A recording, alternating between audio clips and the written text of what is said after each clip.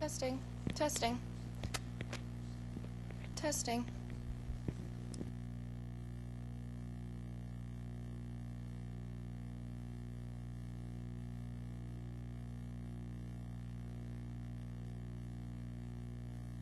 Basically, it's on. It's just on mute. And you can tell by that little button on the top. Okay. Where it switched to mute. So get yourself all hooked up. Put this on your left side if you can, and then closer to your mouth, the better. And then once you're ready to talk, you can just switch it back off to mute. You didn't. Well, let's give it a shot. Why don't you turn it off of mute and try kind of talking. It might rub against, so we might even want to, you know. I don't know. Can you hear anything? I don't hear anything. Well, it sounds like you might be kind of quiet or something. So we can turn up the microphones here. Okay. Those little arrows are kind of. How's that? That'll work. Okay. So let's keep that one on mute until right before you're going to talk, because basically Dr. Slice is going to have this microphone too, and 2 live microphones can cause some ugly noises. So I'll give this to him. Oh, you can go ahead and. I got my script in my pocket. One thing that I want to. Do you want to use the slide again? And it's also. Yeah, so.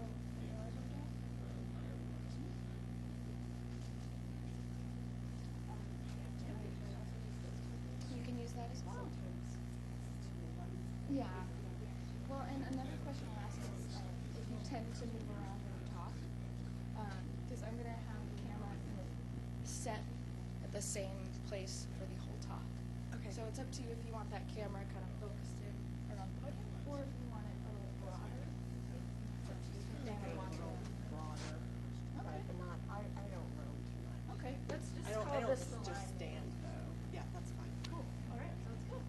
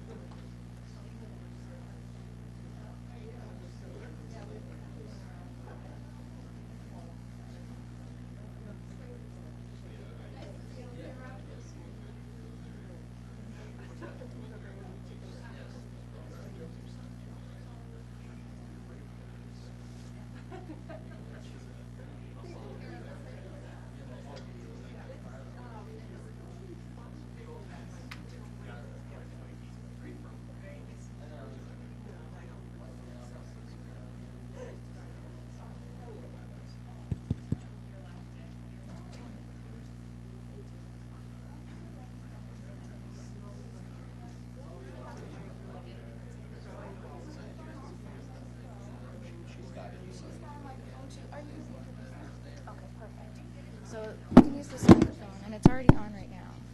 So, exactly, yeah. So basically, you just hold down that red button right down there. Maybe about 3 seconds. So, yeah, whenever you're ready. Thank you, Danny.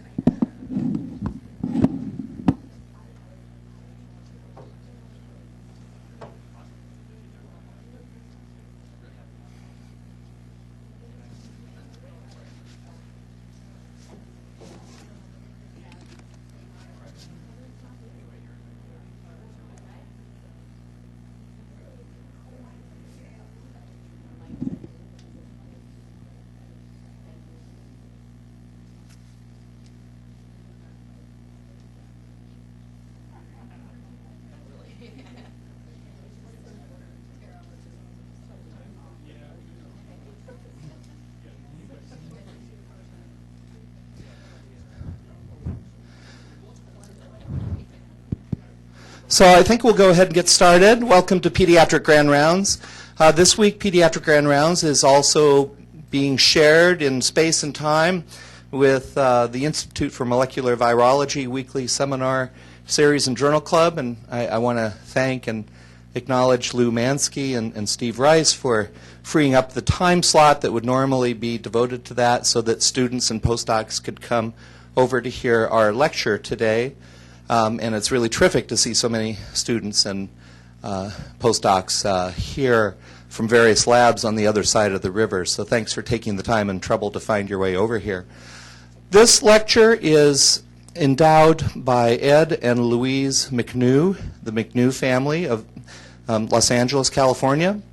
They have a son, Jamie, who lives with them. He is an adult long-term survivor of severe symptomatic congenital cytomegalovirus infection.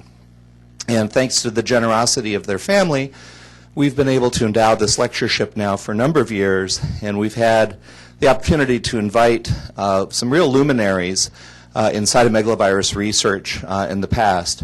And today is no exception. We're very fortunate to have one of the brightest young investigators in CMV research today, Felicia Goodrum, visiting from the University of Arizona.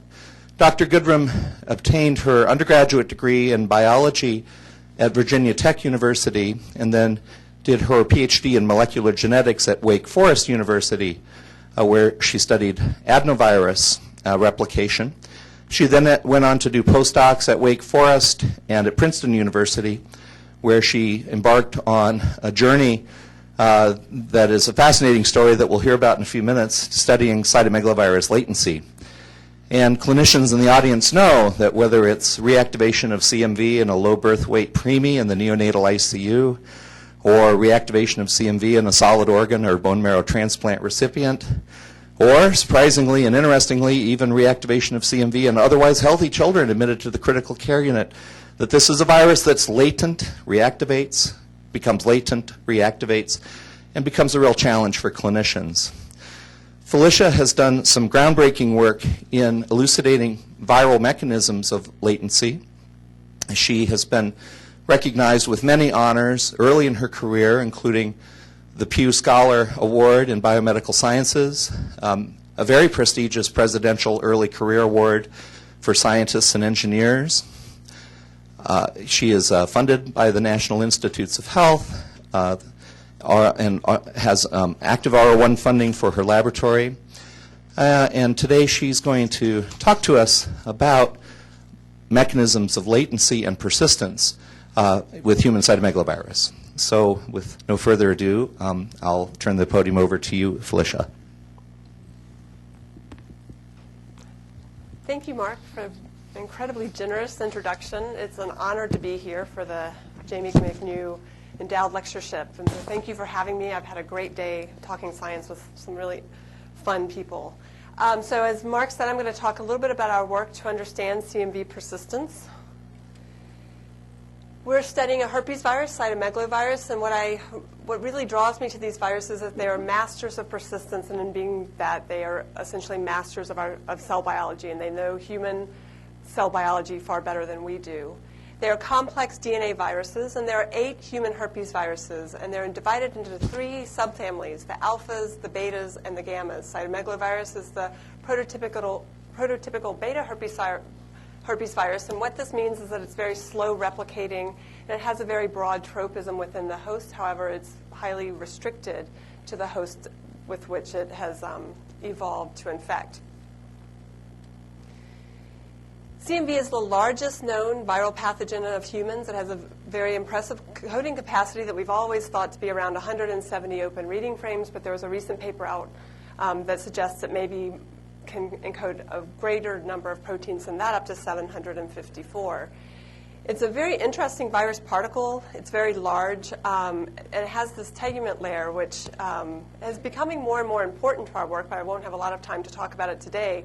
But it's a double-stranded DNA genome and an icosahedral capsid, and this tegument layer is comprised of proteins and RNAs that are thought to be able to jumpstart infection as soon as the virus enters the cell. So prior to the genome getting to the nucleus and transcription starting, these proteins go to work. And it has a host-derived envelope studded with viral glycoproteins. Cytomegalovirus is a ubiquitous virus, as most herpes viruses are. And typically, it's an asymptomatic infection in healthy individuals. So the question becomes, why do we care? And those of you here know better than anyone why we care. And the reason is that there's strong prevalence of cytomegalovirus disease in many populations. And so I wanted to talk a little bit about those as a way of introduction. You have the overt pathologies that can be associated either with the primary infection or reactivation of the latent infection. And in primary infection, we're generally talking about the immunonaive or the developing fetus. And CMV is the leading cause of infectious disease-related birth defects. And this can result in neurological and cognitive defects, particularly hearing loss, that can range from very mild to very severe. CMV is one of the torch infections, and it outnumbers cases of fetal alcohol syndrome, Down syndrome, and spina bifida. So this is a silent epidemic, and it's amazing to me how many pregnant women have never heard of CMV. So this is my bone to pick with pregnancy and the way that we failed to educate women about CMV. In the case of reactivation, it's most problematic in the immunocompromised or immunosuppressed, and this is particularly a problem in transplant recipients. It's been deemed the troll of transplantation, with a number of different pathologies that can result from encephalitis to retinitis, pneumonia, and gastroenteritis. However, there are also non-overt pathologies that are associated with the latent or chronic persistence of the virus in otherwise healthy individuals. We don't know the people that are at risk for this. And these are associations to a higher or increased risk of atherosclerosis, immune senescence, and frailty, all of which could have chronic inflammation as sort of an underlying etiology that is not well understood at this point. So I study persistence, or I'm interested in persistence, and approaching this question requires consideration of some of the things about CMV that make it unique. Its tropism is highly restricted to humans, and so therefore I will not be talking to you about animal models. Mark studies one of the best animal models we have for CMV, which is in the guinea pig, but there's striking differences between human cytomegalovirus and all other cytomegaloviruses, and so we've really confined our work at this point to the human virus. It has a broad tropism for cell type, so it can infect nearly every cell in the human body, and this has made defining reservoirs for persistence particularly difficult. And so I think that these reservoirs actually aren't defined. There's a requirement for primary cells, so we can't use immortalized or transformed cells to any great degree in our work. And the virus persists through chronic and latent states of infection. And so I think this makes it different from HSV, and that we don't think of latency, at least I don't think of latency as an on or off thing. So as I said, CMV infects a diverse array of cell types in man, and the infection can range from productive to latent. The productive infection has classically been studied in fibroblasts, whereas the latent infection is generally studied in hematopoietic cells, progenitor cells such as CD34 or CD33, all the way up to monocytes. And what we know is that these cells can differentiate into macrophages or dendritic cells, and you can get reactivation of the latent virus and productive infection. The virus also infects endothelial cells as a main target of infection, epithelial cells, smooth muscle cells, and glial cells. Much less is known about the infection in these cell types. But I think that these cell types, and especially the endothelium, which I'll talk a little bit about today, are really key to the persistence of the virus. Now, in studying latency, we have looked at CD34 hematopoietic progenitor cells. And what we know is that monocytes in healthy individuals carry viral genomes, and that when these cells differentiate into macrophages, they can reactivate virus replication. Now, what we don't know is if this monocyte gets infected directly, which can happen, that they're infected directly, and if the latent infection is established following direct infection of monocytes, or if the virus infects a progenitor cell, such as a CD34 positive cell, and then carries the genome along through its differentiation to a monocyte. So this is one of the fundamental questions of latency that we still don't understand.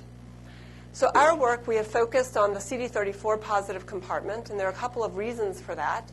One, this is a long-lived reservoir, so it sort of meets the primary requirement that we know about all reservoirs of herpes virus latency are long-lived. The CMV genomes and transcripts can be detected as far back in the hematopoietic lineage to CD34 positive cells from healthy seropositive individuals. And we know that there is increased CMV disease associated with the transplantation of GCSF-mobilized CD34 positive stem cells. So for these reasons, we thought of these as a bona fide reservoir for CMV latency. And we know, as I've said, that the virus persists in the individual through chronic and latent states, but the mechanistic basis of persistence is very poorly understood. As with any persistent virus, there are certainly host determinants that involve the innate and adaptive immune response, which shape the persistence that's going to ultimately result. However, we also know at the level of the individual infected cell, there are cellular determinants that are going to impact persistence, and these have been some of the things that we've been more interested in. For example, the intrinsic and innate immune defenses, the remodeling of chromatin in the infected cell, and cell signaling, all of which will probably be cell type specific, since CMV infects many different cell types but probably does not establish latency in all cells that it infects. And one outstanding question has been, is latency an epigenetic state that is simply passively imposed upon the virus, where the virus is just this passive bystander? And we think not. We think that CMV has evolved to be able to pull out just about every trick in the bag, and therefore we have posed the question that there must be viral determinants by which CMV modulates its own persistence. And so way back as a postdoc, I began investigating these determinants in Tom Shank's lab and identified UL138 as a suppressive protein, or gene at that time. We didn't even know if it encoded a protein, but it suppressed virus replication. And so we thought, great, we're going to make a beeline to understanding mechanisms of persistence. Our path hasn't quite looked like that. It's looked a little bit more like this, where we've determined that UL138 is not expressed alone, but it is part of a locus, a larger locus, that also expresses a factor that promotes virus replication, so antagonizes UL138 to promote virus replication. I'll be talking a lot about this story today, which I just got word has been accepted for publication, so it'll be out really soon. And we think that UL135 and 138 constitute a molecular switch that allows the virus to switch between actively replicating and latent states of infection. This locus is also involved in the infection and replication of endothelial cells. And we're very interested in the virus-host interactions that are important to the function of these proteins as a way to define mechanisms of persistence. And so this is where my lab is largely focused right now, and work that I won't be talking about today because it's a bit premature. So I'm going to tell you three little vignettes. One is defining the locus, so what does this locus look like, the molecular switch that I just told you about, and a little bit, as we have time, I have a little bit less time than I thought we had, about endothelial cell tropism. So CMV's genome is 230 kilobases. 40 to 50 of the genes that we know about are essential for virus replication. That leaves about 120 that have been non-essential, deemed non-essential for virus replication. And I don't think any of us believe that viruses really retain non-essential genes, so it's just a matter of understanding what they do. A lot of these non-essential genes are encoded within the ULB prime region. This is a 15 kilobase region of the genome that encodes 20 predicted open reading frames. And what's interesting about this region is that it's dispensable for replication in fibroblasts.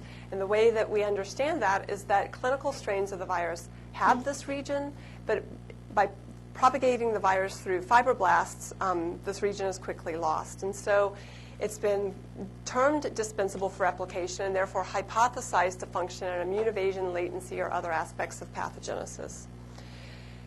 So I wanted to study these genes with respect to latency, but the question is, how do you study genes if they have no phenotype in cultured cells where we can actually study this virus? And so our solution to that was to move out of fibroblasts into other areas where these genes might have a phenotype that we can study. And in truth, fibroblasts have been tremendous workhorses for us, and we've gotten a lot of work done and then been able to extend studies out and to really understand some interesting aspects of CMV biology using other cell types.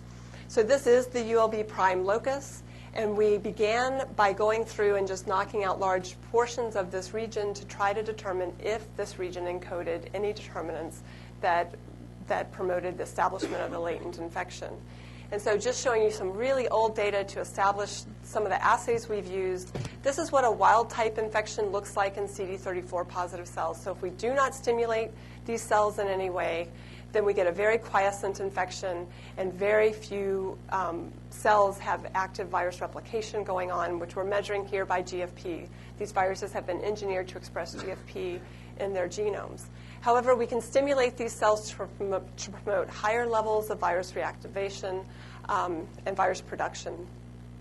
If you look at laboratory-adapted strains that do not have the ULB prime region, then these strains replicate productively, and they don't need a reactivation stimulus in order to replicate in these cells. And so here are two of the large mutants we made in the ULB prime region, and you see that one of them has lost this latent phenotype and more resembles a laboratory-adapted strain. We then went through and mutated each open reading frame within this region and found one gene, UL138, that appeared to, when disrupted, conveyed this increased replicative phenotype. And this is just showing that if we engineer a stop codon in, that it seems that there is a protein that's responsible for this. So we had UL138, but we very quickly determined by sequencing the RNAs that encode UL138 that UL138 is part of a larger locus that includes UL133, UL135, UL136, and UL138. At the time, none of the ULB prime genes had been studied, and so we didn't know if any of these encoded proteins. And it turns out that they do. So by cloning these cDNAs and expressing them in cells, you see that the largest transcript, which is 3.6 kilobases, expresses its 5' most cistron, UL133. However, we can detect some very low levels of UL138. The medium transcript expresses its 5' most cistron, UL135, as well as increased levels of UL138. And we detect the most UL138 coming from this 1.4 kilobase transcript, which has a truncated form of this UL136 protein that's expressed. The expression of UL138, being the 3' most cistron of these transcripts, is governed by an iris element that we identified that overlaps the UL136 open reading frame. The smallest transcript encodes or expresses UL138 by normal cap-dependent mechanisms. So we think this is a way that the virus can express UL138 in responses to lots of stimuli happening in the cell. And it's an aspect of the biology we're still very interested in, although actively not pursuing right now. All of these proteins are associated with membranes, and so here I'm just showing you one, UL133, at very early times of infection. You can see it through the cytoplasm and even possibly at the cell surface. However, there's strong co-localization with the Golgi membranes, and it is associated with microsomal membranes at later times. And we've determined that the orientation of all these proteins in the Golgi is with a very small N-terminal luminal domain and a very large cytoplasmic C-terminal domain. So here is the entire ULB prime region and the human virus, and this is our little locus. It is highly conserved in chimpanzee, as is the entire ULB prime region. All of the blue open reading frames are the ones that are conserved at the level of good sequence identity. However, when you go to rhesus, The ULB prime region is here, as you can see, marked by US1 and UL41. But within the ULB prime region, there's really not good conservation of genes. And we cannot find good orthologs of this locus there. And then, of course, within rat and mouse cytomegalovirus, there really is no ULB prime region. So we think that this locus represents a human at least a higher order primate specific adaptation that has allowed the virus has co-evolved to exist within us. So in addition to being required to suppress replication in hematopoietic progenitor cells, as I just showed you, it's actually sort of the opposite or flip side of the coin. It's required for replication in endothelial cells, and this was really surprising. This was the last experiment I did in the lab before I turned everything over to people in the lab. And I basically handed this experiment to a new technician and said, I've clearly done something wrong. Go do this again. She got the same data. So whereas this locus is dispensable, as you would expect, of any ULB prime sequences in fibroblasts, it's required for replication of endothelial cells and suppresses replication in hematopoietic progenitor cells. So just to summarize this portion of the story, the ULB prime region encodes proteins that are important for the latent infection, at least in vitro. It's a polycistronic locus. We know that UL138, and data I didn't have to show you, but in conjunction with UL133 is responsible for suppressing virus replication. And the locus is associated with 3 cell type dependent phenotypes. It's dispensable. It can augment replication or suppress replication depending on what kind of cell it infects. So the question is, what is the role of each individual protein in infection? So this is where this really fun story has evolved that I want to tell you about. So we went through what I thought would be a very boring task of knocking out each individual open reading frame in the locus, thinking we'd all get very similar phenotypes. And all of these knockout viruses, so we've engineered in stop codons designated by this UL like 133 stop designation, engineering in stop codons to knock out each individual open reading frame and it does not disrupt the expression of open reading frames around it. And so each of these viruses grows similarly to wild type. In fibroblasts, they all grow just a hair better than wild type, up to maybe a log or a half log better than wild type. However, we could never make a virus that just lacked UL135 stop. And it took a long time to convince me that there was actually something going on here. And so we had this quandary of being able to knock out the entire locus and have a virus in fibroblasts that replicated like wild type, but we could not knock out 135 by itself. And so we hypothesized that another gene in the locus, perhaps 138, was suppressing virus replication in the absence of 135. And sure enough, we went through and made each of the double mutants where we knocked out 135 in addition to one of the open reading frames. All of them were defective for replication, just as the 135 mutant, except when we knocked out UL135 in addition to UL138. This virus had a restored ability to replicate. And just quickly, I can show you the data that represents that. These are transfection of back genomes, and what you're seeing is cells that are expressing GFP as a marker of infection. And the wild-type infection spreads over the course of 30 days. This is, again, a clinical strain of the virus, so very slow. UL135 stop does not. It's dead in its tracks. However, when we knock out or disrupt UL138, in addition to UL135, the virus now has, ooh, look at that. There's a few Mac to PC translation problems that we picked up, but we didn't see this one. But what you can tell by the orange line is that this virus is almost complemented for growth like the wild-type virus. It's a little bit odd. It's definitely not quite as robust as the wild-type virus, and it doesn't have this little growth advantage that UL138 stop has. This is another one that we did catch. So we needed a 135 stop virus in order to study the function of this gene, a virus that only lacked UL135 stop. And I can't take you through the long and torturous path that we got to get the 135 stop virus, but we have acquired that virus and have begun characterizing it. And what we know is that there is a alteration in the particle to PFU ratio. So if you take equal PFU of each of these viruses and quantitate the number of genomes contained within a PFU, you have many more genomes required to form a PFU of UL135 stop as compared to wild type or UL138 stop, which are right there together, with about 50 to 100 genomes being required for a PFU. If you knock out UL138 in addition to UL135, this is partially restored, although not entirely. So if you infect then with equal genomes, as you would expect, you've got less PFU or plaque-forming units, and the virus seems really crippled for its replication compared to the wild-type virus. However, one thing that really surprised us is when you infect with equal PFU, now that you have a stock of this virus, it replicates essentially like wild-type. There's definitely a bit of a delay in its kinetics, but it essentially looks like wild-type.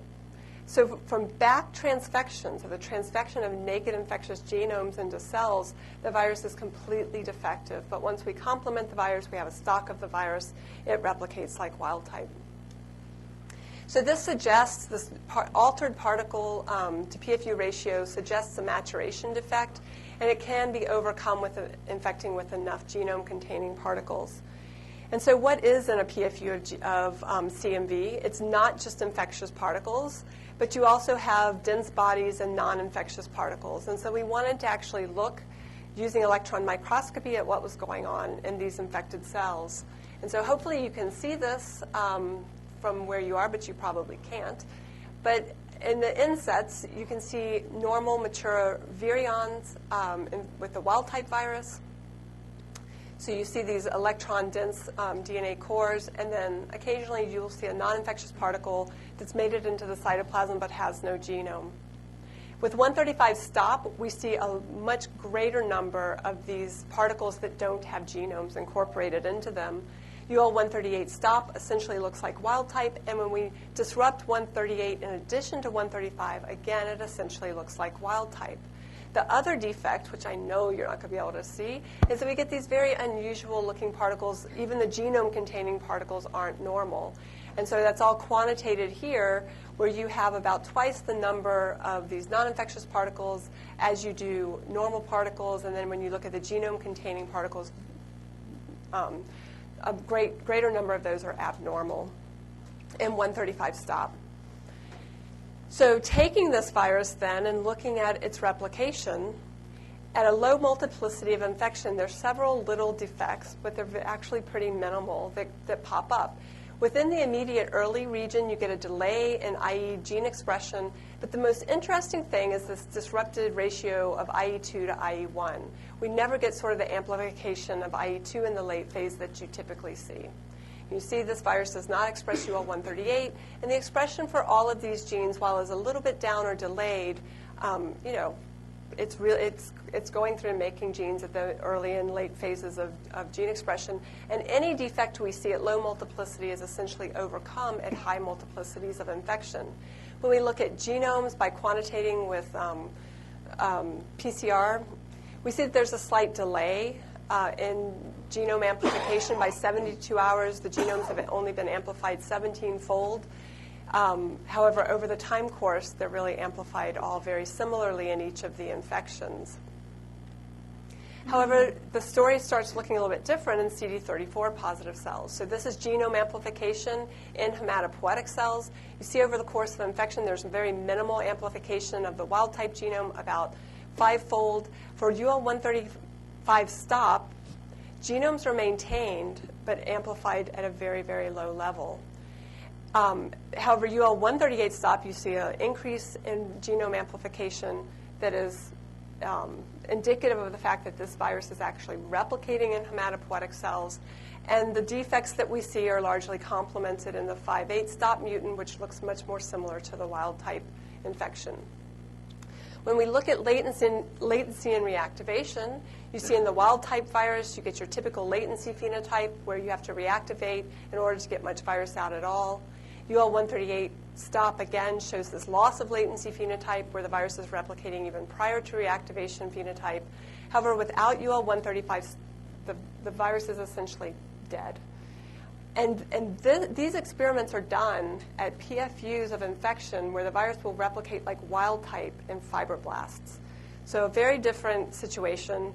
The virus seems to maintain genomes, as I just showed you, but these genomes cannot be reactivated. And then in a 5/8 stop mutant virus, you get a phenotype that's really, you only by doing these experiments would you really recognize is very wimpy. I mean, this phenotype kind of looks like wild type, but it's very, very variable between experiments, as shown by these error bars, and it's really just not a robust virus. So from this data, we take a few points that I want to make. One that I just made is that this virus is defective in hematopoietic cells at multiplicities of infection where it should replicate like wild type.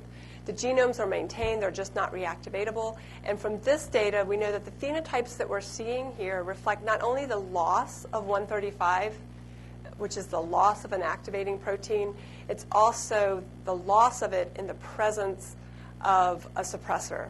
So when we lose both the suppressor and activator, we get something very different than when we just lost one of these proteins. And so similarly, with 138 stop, this is the loss of a suppressor in the presence of an activator that's driving replication in a more unchecked manner. Just to summarize this portion, we conclude that 135 is required for virus replication in fibroblasts, but this is only when 138 is expressed. 135 stop has increased genome PFU ratio relative to the wild type virus, and this is due or seen by electron microscopy as an increased number of non-infectious particles, poor maturation, and sluggish genome amplification and protein expression. UL-135 is required for replication, and this is for viral genome amplification and for the reactivation in CD34 hematopoietic progenitor cells. This phenotype is overcome by the disruption of UL-138, and so we believe that these phenotypes are really a combination of what's lost plus what's retained. And so from this, we believe that we really can't study any of these proteins in isolation, and we have to understand them as part of the locus. Question? So the 135 stop is more genome from PFU? Yes, there's 15-fold more genomes required to form a PFU. So per platform, more DNA that's being active? No.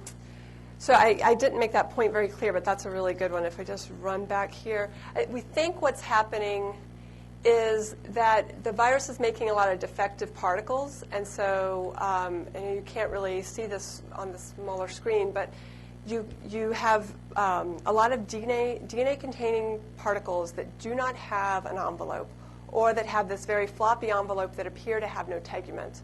And so in data I'm getting ready to show you, I think you'll be able to see that better because they're much larger magnification images.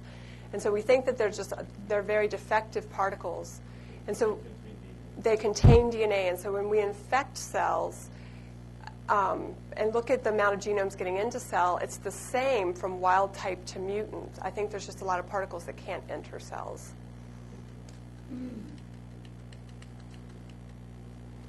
Okay, so 135 appears to promote virus replication by overcoming 138-mediated suppression of virus replication.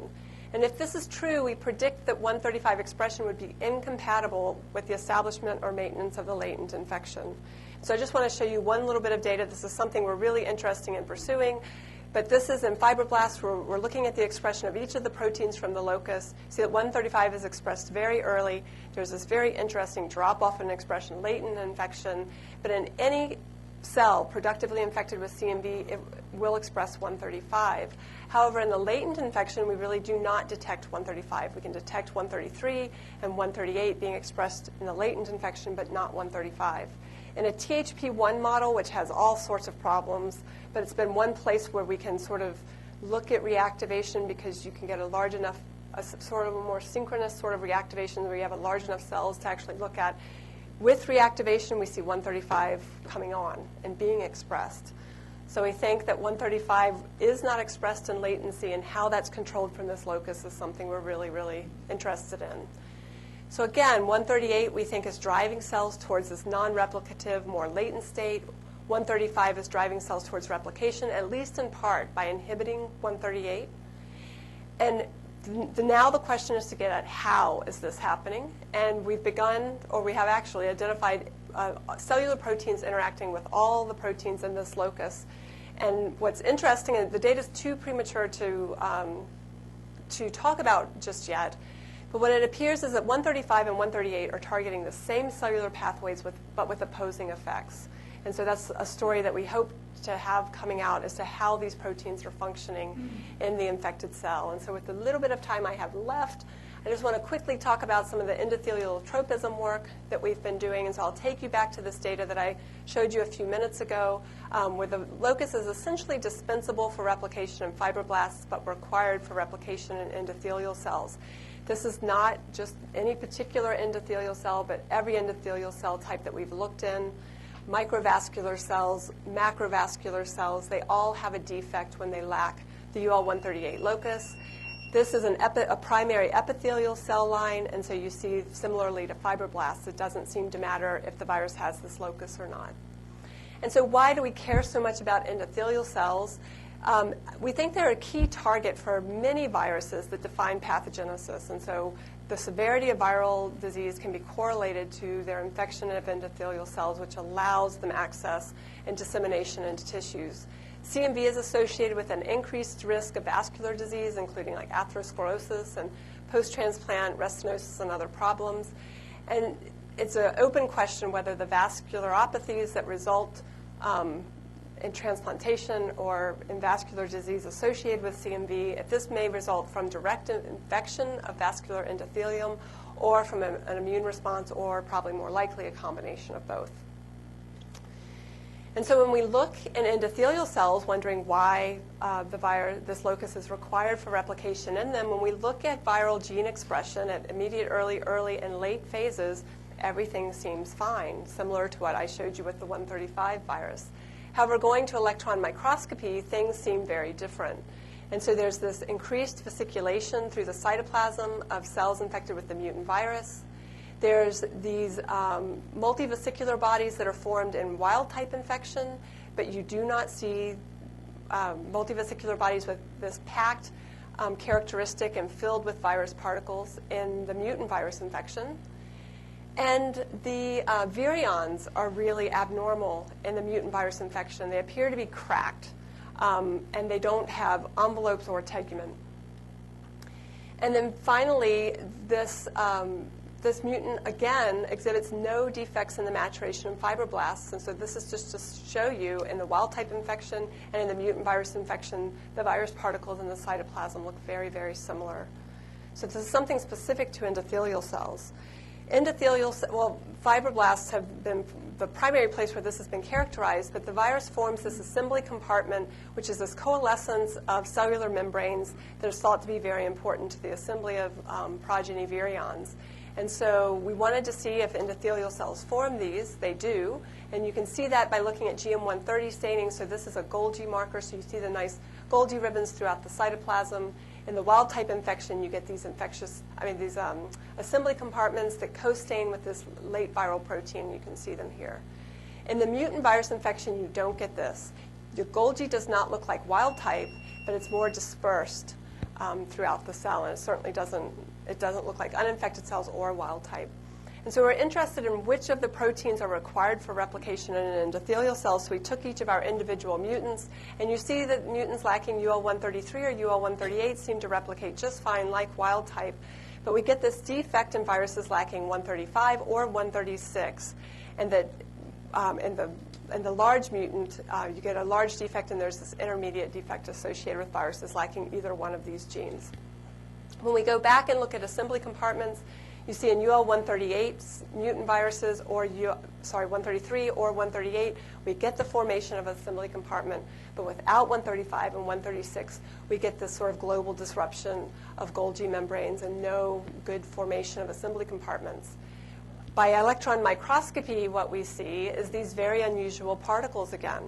And so without UL135, you get these large membranes enveloping the virus capsid, and no tegumen. So here you sort of see around that electron-dense core is this sort of tire of tegument proteins, and you do not see that with 135 stop. And in 136, you get these large, dense bodies. You'll see lots of virus particles around the dense bodies, but these virus particles don't seem to be acquiring envelopes.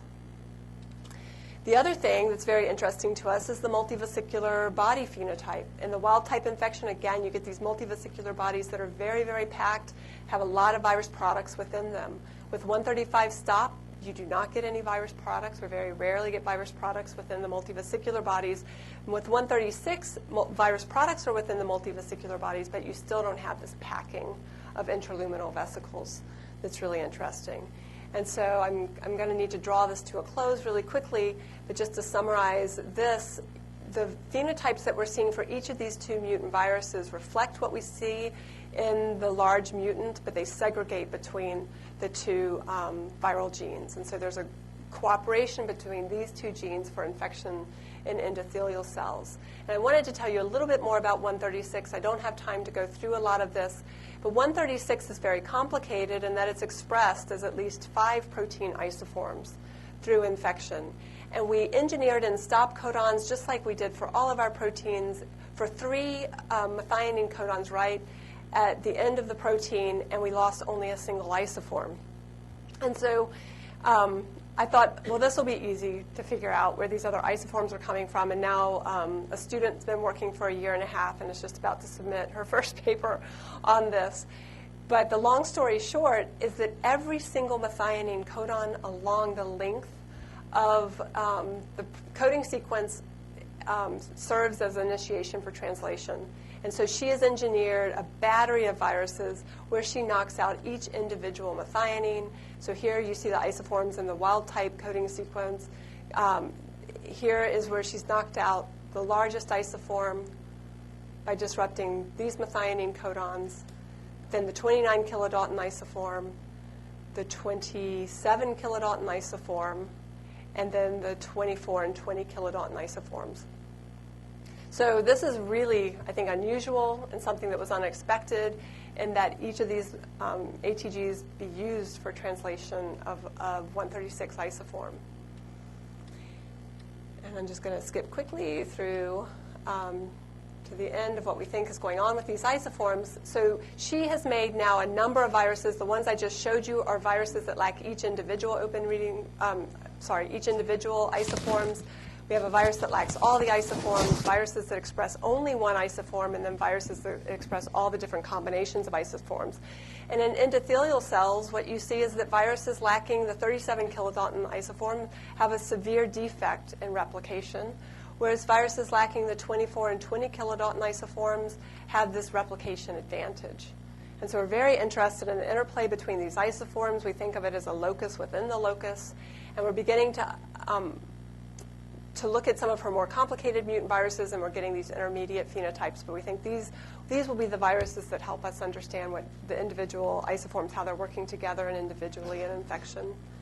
And to summarize this last part, the locus is required for a post-entry step in viral tropism. What we know about endothelial cells and CMV infection in endothelial cells and viral determinants important for that all have to do with entry of the virus. And so these are actually important for steps after entry and steps that look like they're in the late phase of infection. 135 and 136 are particularly important and seem to function in distinct steps of tegmentation and development in ECs. 136 is expressed as multiple differentially regulated protein isoforms that seem to have positive and negative effects on virus replication in endothelial cells. The big take-home message then, bringing all this together, is that 135 and 138 appear to comprise a molecular switch, whereby 138 suppresses virus replication for latency, and 135 overcomes this suppression for reactivation. 135 and 136 function in endothelial cells, and the translation of 136 is something interesting and is breaking the paradigms that at least I was taught as to how proteins get translated. Ultimately, we think this locus is modulating really complex and context-dependent interactions with potentially important implications for infection outcomes and viral persistence. And so why do we care about this, or why is this something worthwhile studying? And I think that with respect to CMV disease, it will give us new insights into the infection and cell types that are relevant to pathogenesis and persistence. There'll be new virus-host interactions that involve this locus that we're beginning to understand. And all of these, whether we're talking about the viral genes or the cellular proteins that they may be interacting with, serve as novel targets for antivirals that could prevent the establishment of latency, or in the case of 135, reactivation from latency, or in the case of the endothelial cells, may limit infection of endothelial cells, which I think would go a long way to restricting virus replication in the host if you denied it access to endothelial cells. And so with that, I would just like to acknowledge my lab. The work I've shown you today is really the result of all of these people. Farah Bougio has done all of the endothelial work. Katie Cavanis has done the UL-136 isoforms. And then Uma and Mike have done the 135-138 balancing act. Bert Simler helped us dissect out the iris that overlaps with 136. Scott Terhune has done all of our interactome work. Jay Nelson has done some of the humanized mice studies that I haven't been able to show you. And then Michael Nevels and Aaron Segal have helped us understand, or we've been collaborating to look at chromatin modifications within these different contexts of infection. And so with that, thank you for your attention, and hopefully there's time for a question or two.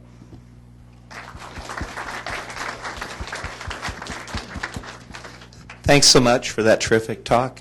I just want to mention that the room will be available for an hour from 1 to 2. We'll have dessert and coffee. And for any students or postdocs or anyone else who would like to spend a little bit of time one-on-one with Dr. Goodrum are welcome to stay. We do have time for some questions. I want to lead off and just ask you, sure. Felicia, all of us read about the role of pentameric complex proteins now in endothelial tropism, right? And I think you sort of articulated the paradigm talking about entry versus egress. Mm-hmm. But are both of these sets of proteins required then for endothelial tropism? You have to have both. Have you looked at the 133, 138 locus in the context of any UL 128 through 130 mutant viruses, or would there be any point in doing that? I don't know. That's interesting. I mean, we haven't really thought about it. So our locus is right beside the locus encoding this pentameric complex. So it's very interesting. There seems to be this little island of things important for infection of endothelial cells. This work is really new, and I guess it doesn't matter if you have 133 through 138 if you can't enter a cell. And when clinical strains lose the ULB prime region, they do not lose the pentameric complex. So those they will acquire mutations, but they don't typically lose it. So I don't know. I think it's potentially very interesting, the interplay there. Other questions? Wait. With the UL-135, when you see this particle to PLP ratio change, have you looked at the composition of those virus particles compared to wild type? Yeah, we have tried. So we've tried banding the virus on gradients, and we get these lovely bands for wild-type infection or any of the other infections. But for 135, the particles are just spread throughout the gradient. I think they're so heterogeneous, we can't really band them. So we've kind of been stuck there and really understanding the composition of them. So if you have any ideas how we can get around that, we're looking at unpurified virus particles. There's so much stuff that, if you don't band this virus on a gradient, there's so much stuff that comes down, and particularly these microsomal membranes that are loaded up with tegument proteins. So it's hard to know what's part of the virus particle and what's not without banding them. Do the UL-35 or 135 and 138 proteins physically interact? They do not. I meant to say that. They do not physically interact. And so we really think of the mechanism by which they're functioning to be indirect, and then we think they're targeting the same pathway and not interacting directly. Lou? Are there any naturally occurring variants of 135 or 136 that they are? Right. That's a great question and really interesting. Something we'd love to get a handle on. 136, I've been told by a collaborator who does a lot of sequencing of clinical isolates, is one of the most variable genes in the genome of the virus. So we don't understand yet why. When we look at those methionine codons, those are pretty strictly conserved out of all the genes we've been able to get our hands on, sequences.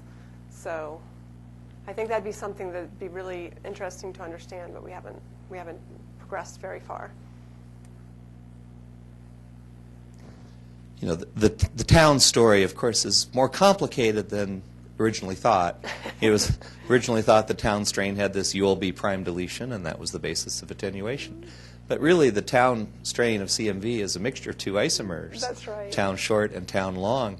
And so what's the sequence analysis of UL 133 through 138 with the town long strain? That is a great question. I have to go back and look because I looked at that prior to us understanding the extent of this locus. And so 138 is in both forms of town.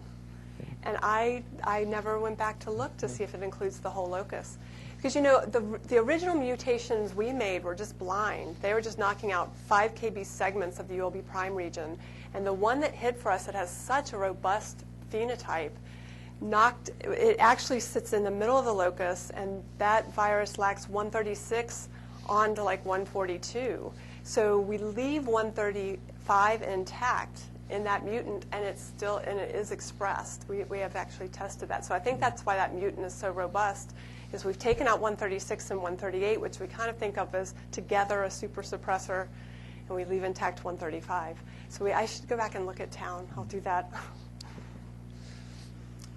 Any other questions? Well, if not, I encourage people to stay, and thank you so much, Felicia, for taking a couple of days to come out and visit us. Yeah, It's been a wonderful visit. great to be Thanks here for and your see some terrific real talk. winter. Yes. Thanks. Okay.